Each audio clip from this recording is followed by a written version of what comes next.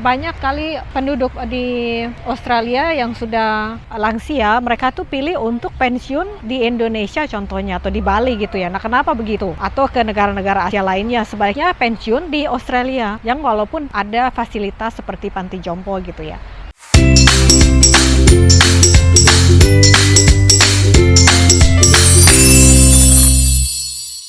Halo semua, salam sehat. Nah, ini aku sudah sampai di salah satu panti werda milik pemerintah Australia. Jadi bukan private ya. Aku ini datang dengan teman-temanku untuk mengunjungi salah satu lansia yang dirawat di sini di panti werda.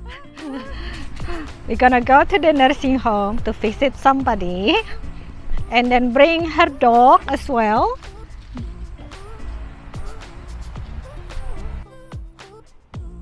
Oh ya teman-teman, karena hukum privacy di Australia itu sangat ketat, jadi maaf ya, aku nggak bisa ngajak kalian tur ke dalam fasilitas panti ini.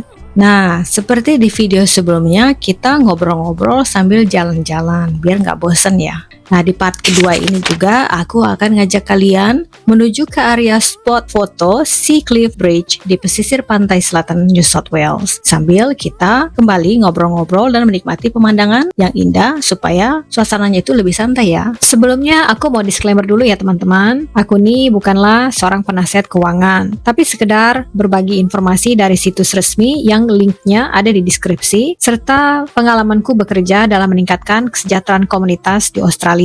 Jadi kalau ada informasi yang kalian rasa kurang jelas atau out of date, kalian boleh memberikan feedback atau silakan bertanya ya. Nah, sekarang kita sudah sampai nih teman-teman di area Jalan Setapak menuju spot foto di Sea Cliff Bridge. Di video sebelumnya, aku sudah berbagi bahwa ada dua jenis pelayanan dari pemerintah Australia bagi kaum lansia untuk bisa hidup mandiri di rumah mereka sendiri, yaitu pelayanan entry level dan pelayanan intensif yang disebut home care package yang terdiri dari 4 level.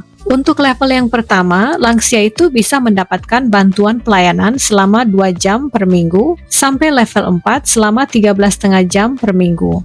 By the way, kita sudah sampai nih di spot foto yang kebetulan sepi banget, jadi kami bisa puas berfoto. Bagaimana nih menurut kalian? Cukup keren kan pemandangannya? Pokoknya recommended deh buat kalian yang mau jalan-jalan ke kota Sydney, bisa adakan day trip ke sini. Tapi kalau mau puas ya nginaplah semalam. Oke, kita balik lagi ya ke obrolan awal kita. Sambil menuju ke lokasi perumahan di pinggir pantai yang diantaranya itu bisa dibilang milik kaum pensiunan kelas menengah ke atas. Nah, pelayanan home care package ini teman-teman, diantaranya adalah pelayanan membersihkan rumah sang lansia, mengantarkan mereka berbelanja, ke dokter, merawat kebun mereka, membantu mereka untuk berpartisipasi sosial, juga pelayanan kesehatan sekutu seperti misalnya fisioterapi. Ya, tergantung hasil asesmennya ya. Pembayaran ini tidaklah diberikan langsung oleh pemerintah ke lansia tersebut, tapi justru ke agensi yang memberikan pelayanan itu pada mereka. Dan setiap agensi itu punya harga yang berbeda untuk biaya administrasi dan pekerja mereka. Ya, tergantung jenis pelayanan yang diberikan ya. Ada agensi yang tidak meminta pembayaran gap atau extra out of pocket. Namun, kalaupun ada, harganya itu sudah ditetapkan, tergantung levelnya. Berkisar dari level 1 $11.43 hingga level 4 yang seharga $12.75 per hari yang dibayar oleh sang lansia di luar subsidi pemerintah yang didapati. Wah, kedengarannya beruntung banget ya, lansia di Australia ini bisa dapat pelayanan seperti ini. Tapi tunggu dulu nih teman-teman, kenapa cukup banyak lansia yang enggan atau bahkan nggak peduli mengakses MyAgeCare ini? Nah, salah satunya adalah proses aplikasi yang cukup rumit. Menurut ABC News, tahun ini aja udah ada 34.000 lansia di Australia yang masih menunggu dana pensiun mereka keluar. Ya, karena kurangnya tenaga pekerja di kantor Centrelink alias kantor dana sosial, dan prosesnya itu rata-rata memakan waktu 72 hari. Nah, itu pun kalau surat-surat yang dimasukkan sudah lengkap dan sudah dilegalisir. Juga sudah memberikan verifikasi data pribadi yang sudah tidak ada perubahan lagi. Seringkali approval juga tertunda karena status kewarganegaraan atau visa lansia tersebut saat tiba di Australia dulu. Ini bisa mempengaruhi eligibilitas. Dan terlebih lagi nih teman-teman, lebih rumit lagi adalah informasi keuangan. Karena informasi yang diminta itu betul-betul mendetail. Seperti misalnya pendapatan, tabungan rekening bank, dan investasi properti yang tidak hanya berada di dalam tapi juga di luar Australia. Nah, banyak lansia yang kebanyakan tuh tersendat di masalah aset ini dan juga tabungan dan penghasilan ya. Nah, di Australia, jika kita punya aset atau pemasukan dari luar, itu bisa dengan mudah terdeteksi karena sistem perpajakan yang cukup canggih. Jadi kita nggak bisa ya main kucing-kucingan. Selain itu juga, informasi tentang keluarga juga harus disertakan dengan jelas. Termasuk apakah lansia tersebut ada menerima tunjangan dari keluarga mereka.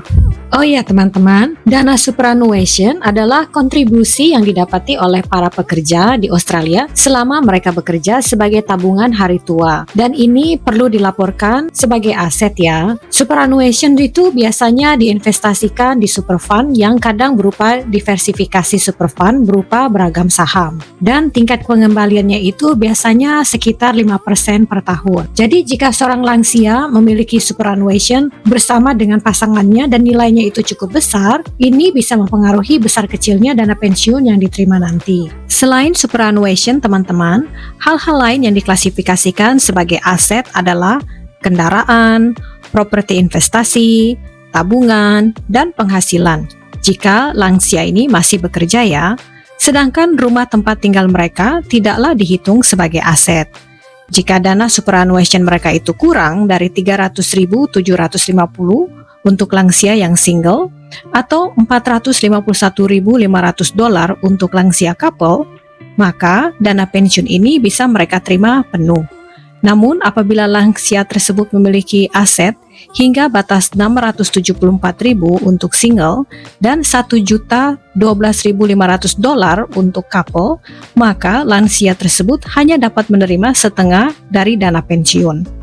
Jika melebihi jumlah tersebut, meskipun hanya $1 aja nih teman-teman, lansia tersebut tidak bisa mengakses dana pensiun alias age pension di Australia. Jadi, lansia yang memiliki properti investasi dengan nilai di atas batas tersebut tidaklah bisa menerima dana pensiun dari pemerintah. By the way, teman-teman, ini adalah kalkulasi untuk lansia yang memiliki rumah ya. Kalau mereka tidak memiliki rumah, ya nilainya beda lagi. Kalau kalian ingin tahu lebih jelas, bisa cek situs resminya di Service Australia dan linknya aku cantumkan di deskripsi. Selain itu juga untuk mengakses dana pensiun atau layanan dari MyAgeCare ini, teman-teman, lansia itu perlu menyediakan informasi medis yang lengkap dan akurat. Karena pemerintah itu ingin tahu kondisi kesehatan lansia untuk menentukan apakah mereka itu membutuhkan pelayanan tambahan. Ini bisa menyebabkan penundaan dalam memperoleh dana pensiun atau layanan MyAgeCare. Karena mendapatkan laporan medis dari dokter spesialis itu,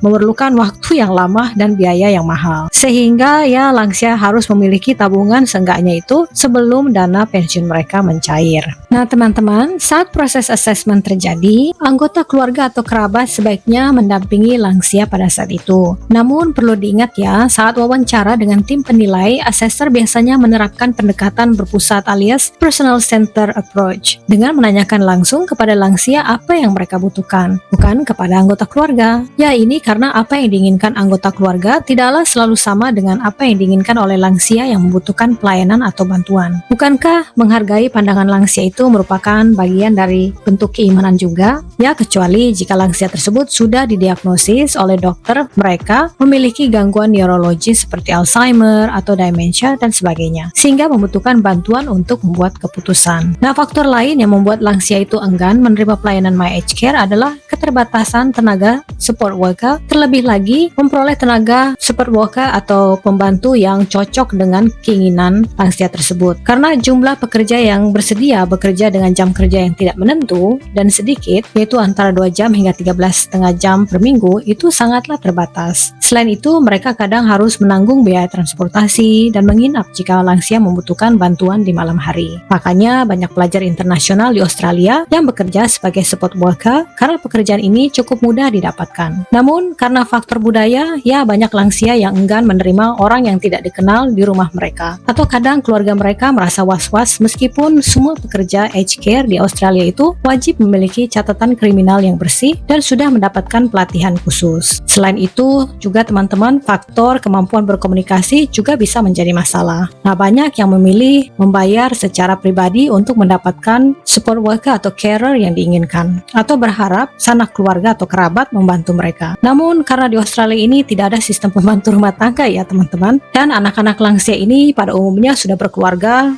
dan bekerja full time, ya seringkali terpaksa menggunakan My Aged Care ini meskipun bukan suatu hal yang ideal buat mereka. Dikarenakan kapasitas mereka atau alternatif lain, anggota keluarga ini harus berhenti bekerja dan mengklaim carer payment untuk mengurus orang tua mereka. Dan terkadang hal ini bisa menjadi konflik antara anggota keluarga tentang siapa yang harus mengurus. Nah, karena pelayanan My Aged Care di rumah itu maksimal 13 jam per minggu, lansia yang membutuhkan pelayanan lebih dari itu harus diakses untuk masuk ke Panti Werda. Nah, biaya Panti Werda ini bervariasi ya teman-teman, tergantung jenis ruangan. Ini berkisar antara $350.000 hingga lebih dari $1 juta.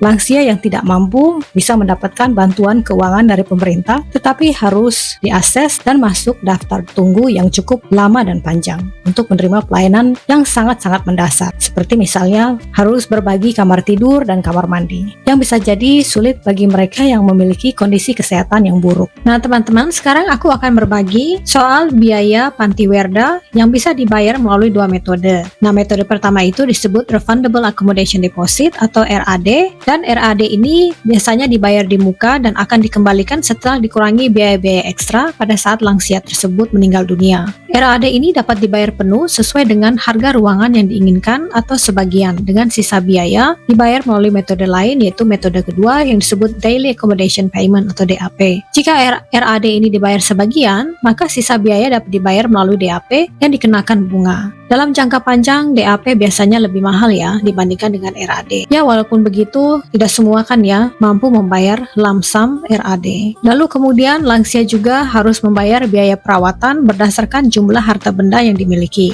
Inilah yang disebut intestate care fee. Jika lansia memiliki rumah, maka rumah tersebut tidaklah dihitung sebagai aset. Jika ada anggota keluarga yang menempati rumah tersebut bersama lansia setidaknya 5 tahun sebelumnya. Jika rumah itu kosong, maka rumah tersebut dihitung sebagai aset dan dapat digunakan sebagai RAD. Untuk membayar RAD, lansia itu tidak perlu menjual rumah mereka jika ada anggota keluarga yang bersedia membayar. Jika rumah dijual, hasil penjualannya bisa dimasukkan sebagai RAD dan akan dikembalikan kepada ahli waris setelah dikurangi biaya-biaya yang disetujui. Nah, jika RAD ini dibayar ke Panti Werda, maka bunga dari RAD yang dihasilkan akan digunakan oleh panti untuk biaya operasional dan biaya kamar lansia. Biaya layanan harian untuk lansia ini biasanya diambil dari 85% dana pensiun lansia. Biaya harian ini teman-teman kalau dihitung-hitung bisa mencapai $60 ditambah biaya kamar, biaya perawatan, sehingga total biaya itu bisa ya hitung-hitung kurang lebih $100 per hari atau kurang lebih sekitar $3.000 per bulan, ya tergantung pada harga kamarnya ya dan pelayanan ekstra apa yang diinginkan. Seperti contohnya menonton TV, membaca surat kabar, itu dimasukkan kepada pelayanan ekstra. Nah, meskipun Panti Werda itu menyediakan tenaga social worker atau registered nurse untuk memonitor kesehatan sang lansia, banyak sekali lansia yang merasa kesepian di Panti Werda di Australia ini karena keterbatasan interaksi sosial. Baiklah teman-teman, setelah menjelaskan dengan panjang lebar, aku akan rangkumkan ya sisi gelap pensiun di Australia yang membuat cukup banyak lansia merasa resah dan memilih untuk pensiun di luar Australia. Nah, sisi gelap pensiun di Australia ini antara lain adalah proses administrasi yang rumit dan panjang, terutama bagi lansia yang memiliki nilai aset yang tinggi, keterangan dan hubungan keluarga yang kurang jelas, serta jenis visa awal saat mereka tiba di Australia. Ini dapat memperlambat proses penerimaan dana pensiun mereka. Kemudian, biaya hidup yang tinggi termasuk biaya untuk masuk Panti Werda, terutama jika lansia tersebut hanya mengandalkan uang pensiun dari pemerintah atau superannuation mereka. Dan walaupun lansia ini bisa mendapatkan bantuan financial hardship atau subsidi penuh dari pemerintah, namun mereka akan mengalami waktu tunggu yang panjang dan pelayanan yang sangat basic. Dan lansia juga tidak dapat memilih dengan bebas tenaga support worker yang disediakan oleh agen pelayanan dari My Aged Care.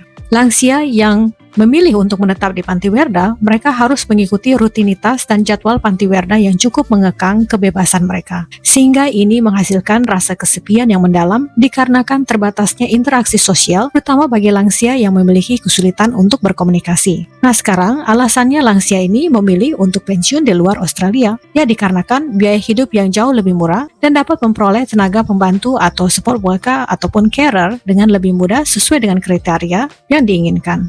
Dan mereka dapat menikmati gaya hidup yang lebih santai dikarenakan ikatan sosial yang kuat di negara-negara Asia pada umumnya yang juga lebih ramah tamah. Nah sekarang, kerugiannya kalau mereka pensiun di luar Australia. Di antaranya adalah keterbatasan fasilitas kesehatan, terutama di negara yang berkembang, terlebih lagi pada saat lansia itu mengalami kondisi darurat. Keterbatasan perlindungan sosial bagi lansia yang berwarga negara asing. Dan kemungkinan bagi lansia juga membutuhkan waktu untuk menyesuaikan diri mereka kembali dengan iklim dan budaya setempat. Lalu, keuntungannya untuk pensiun di Australia apa saja? Pelayanan kesehatan yang baik dan memadai, terutama dalam kondisi darurat. Lansia dapat memperoleh diskon khusus untuk biaya transport umum dan masuk ke area rekreasi. Bagi lansia yang memperoleh age pension, juga dapat mendapat diskon pengobatan. Lansia yang memiliki dana superannuation, mereka dapat mengaksesnya sejak usia 67 tahun. Nah jadi, berdasarkan rangkumanku, bagaimana menurut teman-teman? Lebih baik pensiun di negara-negara seperti Australia atau di negara kalian sendiri? Silahkan di komen ya. Nanti di lain waktu aku akan bahas tentang bantuan pemerintah Australia berupa perumahan bagi mereka yang tidak mampu atau mengalami kesulitan. Sampai jumpa lagi.